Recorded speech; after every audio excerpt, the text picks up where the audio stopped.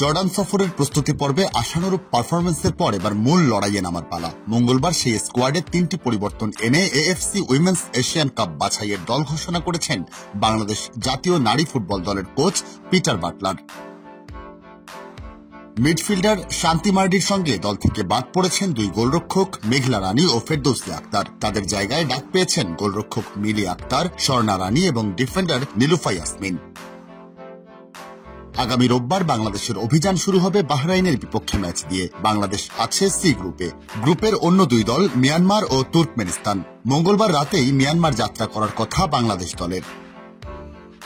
এই বাছাইয়ের জন্য দলকে প্রস্তুত করতে গত মাসে জর্ডান সফরে যায় বাংলাদেশ দল। সেখানে শক্তিশালী ইন্দোনেশিয়ার সঙ্গে গোলশূন্য এবং জর্ডানের সঙ্গে 2-2 গোলে ড্র করে বাটলারের দল।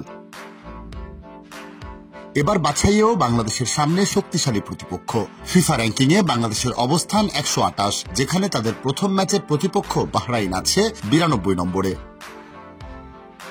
এখন যে কোনো ব্র্যান্ডের পুরাতন এসি বদলে নতুন ওয়ালটন এসিতে উপভোগ করুন 25% ছাড়। নিজেদের দ্বিতীয় ম্যাচে 2রা জুলাই বাংলাদেশ খেলবে র্যাঙ্কিংয়ে 55 নম্বর অবস্থানে থাকা শক্তিশালী মিয়ানমারের বিপক্ষে। আর 141 নম্বর দল তুর্কমেনিস্তানের বিপক্ষে বাটলারের দল খেলবে 5ই জুলাই।